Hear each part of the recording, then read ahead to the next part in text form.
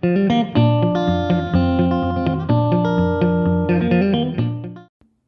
friends, I hope you've been having a wonderful week so far and enjoying the little intermittent nice weather, because here in Washington State it's been beautiful days and then raining and pouring and all kinds of craziness. Like raining and pouring, the old man snoring, right? Okay, so yesterday during my planning period, the other classroom next door to me started screaming, "It's snowing!" And I was like, "Oh, no, you don't. Come on." And I look out the window and there were flowers, white flowers falling down off the trees in masses. And the kids thought it was snowing. It was hilarious. Anyway, I'm Aubrey. This is Crybaby Cinema Homestead. And I've been putting out a lot of content recently. Seed orders, all different kinds of ideas on like little greenhouses and stuff. Seed starting in cups. Indoor seed starting with grow mats and lights and all that kind of stuff. So I've also posted stuff about Costco and what they have for like big pots and things, as well as some things I'm getting. I actually did get the delivery. I've got the clear containers now. I'm just going to go ahead and assemble them so that I have like my miniature greenhouses outdoors. So if you want to see that, click like and subscribe. That's coming up very soon. And I wanted to show you some seeds I recently purchased and got in the mail from Baker Creek Heirloom Seeds. And I went ahead actually and planted a bunch of the seeds I got from Miss Tizzy's Weeds and Seeds, which she's the new vendor that I just recently purchased from. And I've been planting a ton of stuff. So some years I plant a ton in April, and some years it's just too busy. So it was really busy. I'm not sure where all my energy came from to plant so much so early, but I'm feeling really good. I recently lost 19 pounds, and I don't usually talk about weight or things like that on my channel, but being prepared and being self-sufficient, part of that is health. And so I'm not inviting trolls, and I'm not asking for people to say, "Oh, give us an update," where you like go offline. Somebody actually posted when I mentioned this before. They're like, "Don't go on YouTube for a year and then post your before and after." I'm like, no, that's not what my channel is even about. I just happened to mention it. So I've been low carbing. And as I go into gardening, yes, I am planting potatoes, and I am planting fruits, all kinds of different fruits and vegetables. And I'm not even worried about carbohydrates. Actually, I want to make sure that a lot of my fruits and vegetables contain those things. Those are essential nutrients. I am getting off of high fructose corn syrup, off of refined sugars, and I've lost 19 pounds in just a little bit over a month. So I'm really happy about that. I'm feeling better. I feel like my skin is clearer. I feel like my flexibility, like I have an inflammation issue. So I'm able to move easier. I'm sore because I've been working really hard in the garden. But it's a good sore. It's a productive, I feel like I'm accomplishing something, pain. So I want to show you the seeds and talk a bit about the garden and what's coming up in the future. But it's April. I've got 2 more months of school before summer break. I'm trying to decide whether or not to teach summer school. If I do, it's going to be high school, and it will be like high school physics and biology. And I taught those classes last year. Pop a comment below. Should I teach summer school, or should I have a break and just garden? I also have a brand new little baby granddaughter, so I'm like, I mean, it's not the whole day though. It'd be like from 9 to 1 or something. So should I teach summer school and make a little bit of money, pay off some debt, or should I just enjoy my summer? And I'll tell you this though, I enjoy teaching summer school too. So I think I get a lot out of it. Sometimes I see students I used to have when they were in middle school, and it's kind of nice to reconnect and see their little faces, and they're kind of growing up. So it's kind of cool. And I also feel like I'm making a big difference, because if they didn't have me for summer school, they might not be passing those classes, because I work really, really hard to make sure that my students learn, and that it's really focused on their progress and their understanding and not behavior. So I don't grade behavior and I don't grade study skills and that kind of stuff. I help them to learn those study skills, but a lot of teachers grade them on that. And so it's a chance for me to make a difference. So I am open to you making comments if you want to share whether or not you think I should teach summer school or just really focus on my garden and my family. If you'd like me to post any videos like on what I'm doing to lose weight, like some of my favorite products, some of my favorite things, like snack suggestions and stuff like that, pop a comment below. I'd be happy to make a couple of videos, but it doesn't really match my channel objective, which is all about gardening and self-sufficiency and homesteading and that kind of thing. I guess I can kind of like twist it a little bit and like kind of focus on like, well, you want to be healthy for your garden. You want to be able to move around and be flexible and be able to touch your toes and, you know, do all these things. And so losing weight is definitely a way to make that a little bit easier on yourself.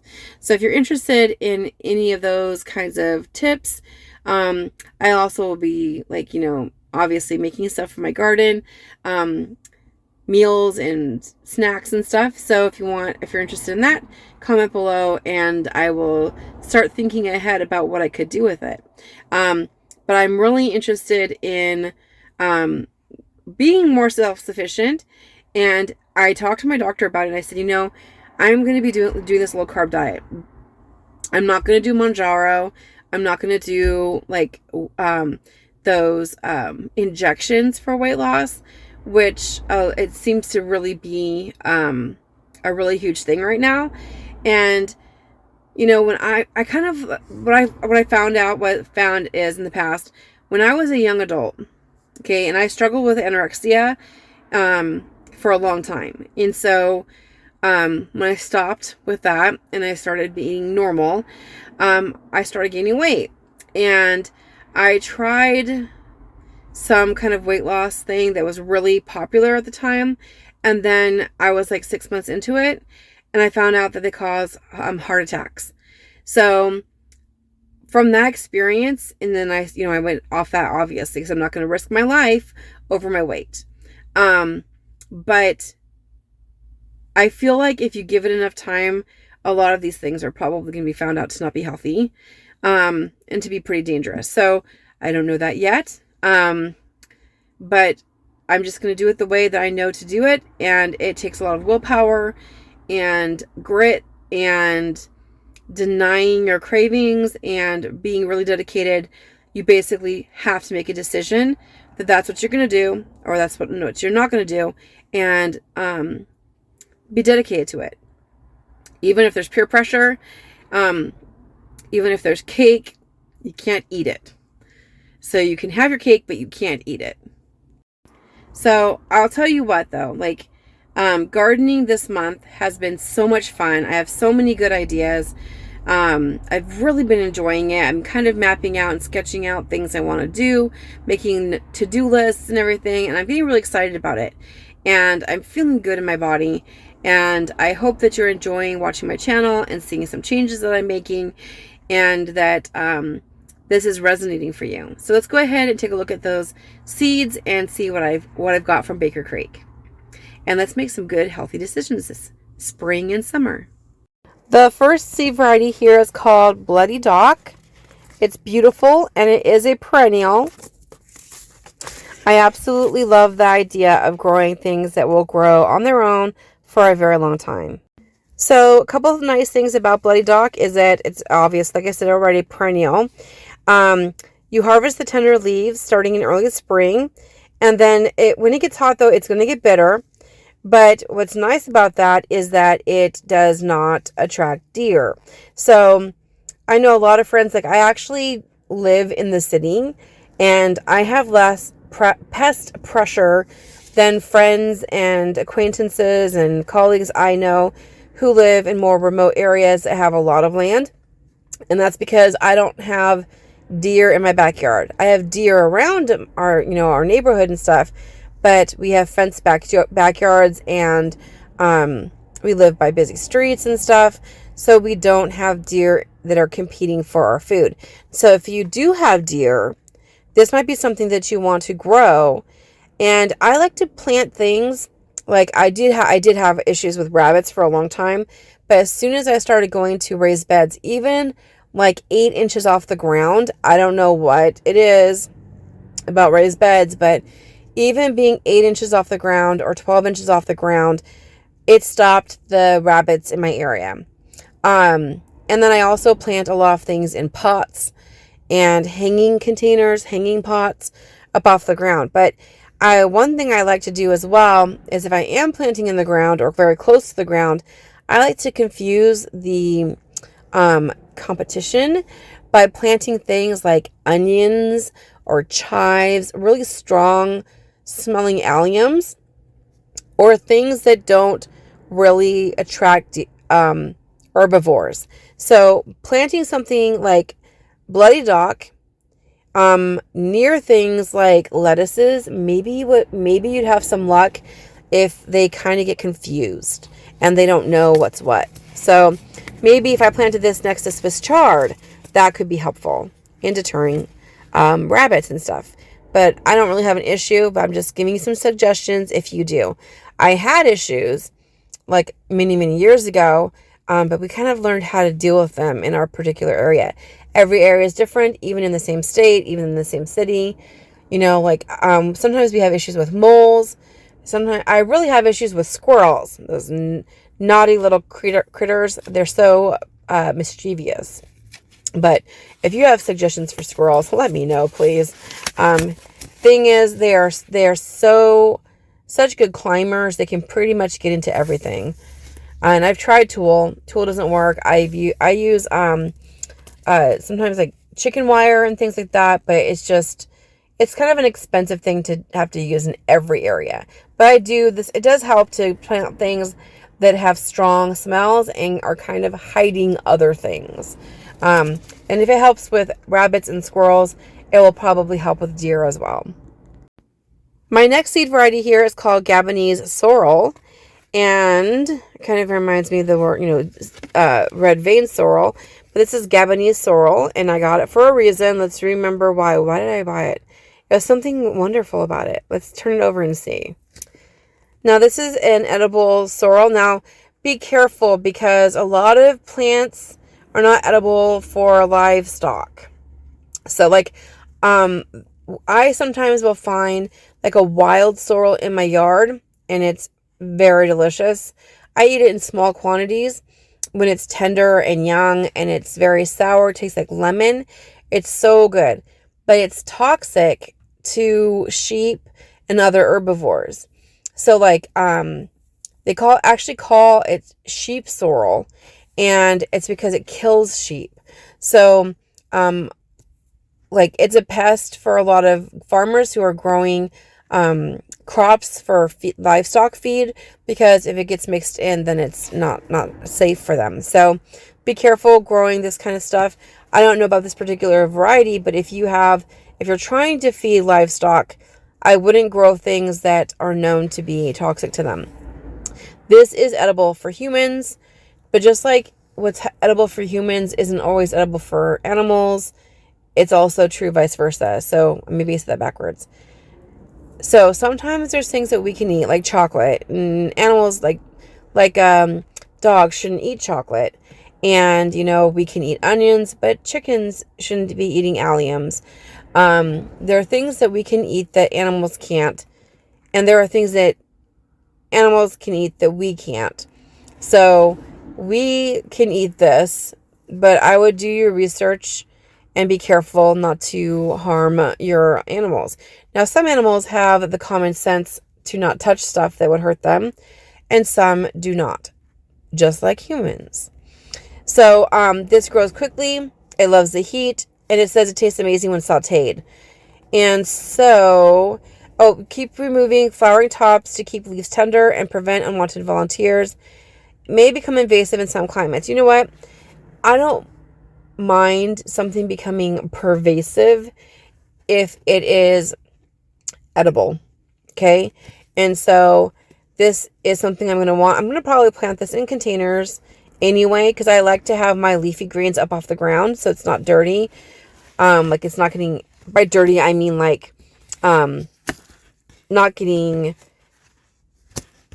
germs from animals. So I'm trying to keep things a little bit tidier when it comes to leafy greens specifically, and things that you're going to eat raw.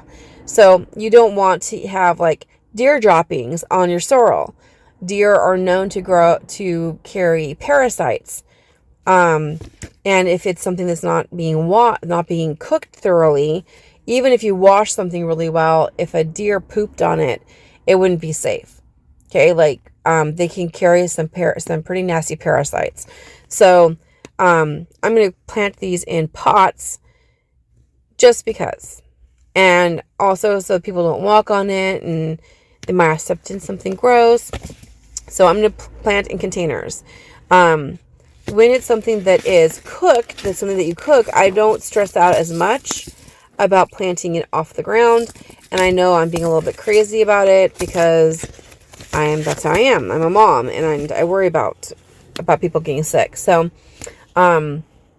this is, like I said, it's an African relative of the garden sorrel. It's edible, very sour leaves and stems. So it's sour. It doesn't say it's bitter. I don't like bitter flavors, but I do like sour. So I'm going to give that a chance, and I'm excited about it because it says that, does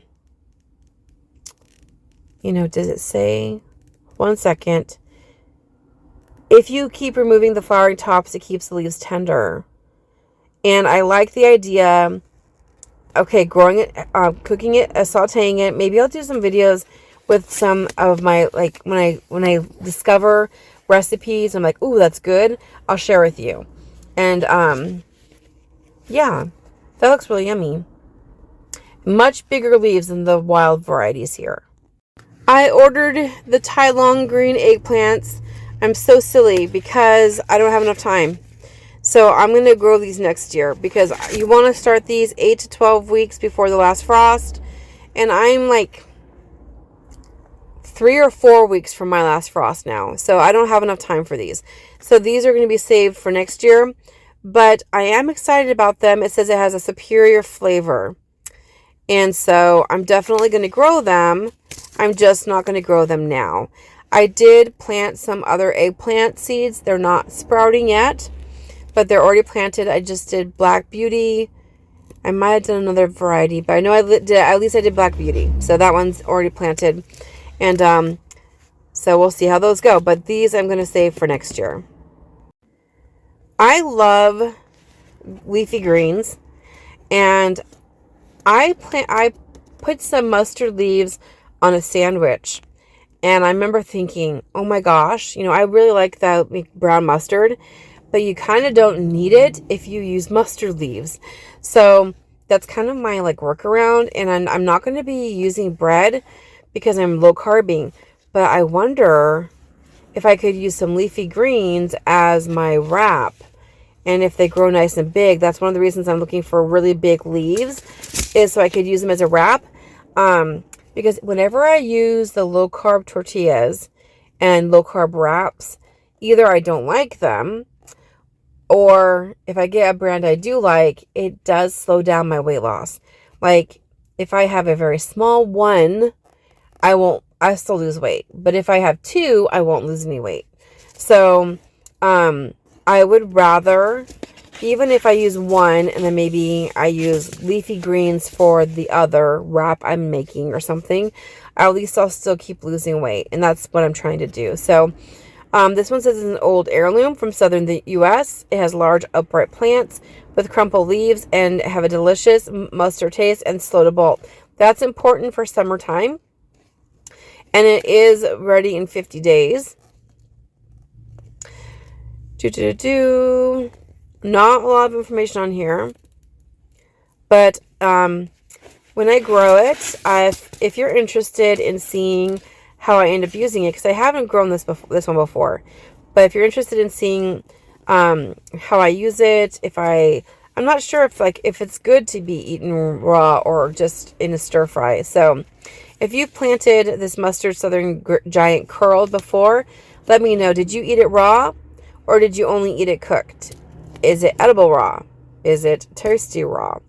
Because my idea would be to like kind of wilt it like I have with cabbage leaves, and then use it like as an egg roll wrapper, or as a wrapper for a taco or a sandwich, egg salad sandwich, chicken salad sandwich. So that's my hope for it. I'm not sure. It doesn't say on the package if it tastes good raw or just cooked, but the picture on here has a picture of it being cooked. So, I mean, doesn't mean one way or the other. I'm going to check out their website and see if maybe they have any suggestions, because every once in a while a seed vendor will have like recommended recipes, or maybe a person who's reviewing the product will sometimes say, oh, I use this for this or that, and it was really good that way. So I'm going to do a little research on this one and see how I might use it. But my hope when I purchased it, because I was seeing those big leaves, I was thinking, you know, Swiss chard and kale and collard greens and mustard greens and cabbage leaves. I'm thinking all about the wraps, bread alternatives, so I can avoid the carbohydrates. My free seed packet that I got with this order is called Granaat, but it has like a lot of A's in here. Granaat. Chinese cabbage. And it says it's a free seed. Thank you for your order. Thank you for the free seeds, Baker Creek. Yep, so if you spend $10 or more, you get a free seed packet. And then it's like if you spend $35, you get 2 or something like that. Always look at your cart to see how many free seed packets they're adding for you. The best deal is to spend $10 and get a free seed packet. And if you can pace yourself, that's what I'm trying to do. I'm limited myself to like $15 to $20 a couple times a month. And now I think I'm going to say like $10 to $12, because if I'm going to spend $15, I might as well save one of the packets for a different week. So my goal is to spend about $10 or less on seeds per week. I mean, before tax. To kind of like temper myself, because good gracious, I am out of control, people. I'm out of control. 75 to 80 days to maturity. Tender and delicious, classic variety. Big tall plants are heading to semi-heading. It's a high yielding variety. It does prefer cool weather and ample even moisture. So seeds are set transplants into rich soil. Time planting for spring or fall harvest. Okay, so I'm thinking this one, I mean, it's spring right now, people. So I'm thinking I'm going to plant it for fall harvest. Yeah, I think so. I've got enough planted right now. I probably don't need to plant this one right now. I'll save this one for later. Well, I hope you had fun with me in my little sound studio. Looking at a rare seed, Baker Creek rare seed order. I had a lot of fun talking to you about the seeds and how I plan on using them. You know, the best laid plans. You never know what's going to happen. Or, you know, I might misinterpret something. So, thinking about the mustard, how I'm going to use it.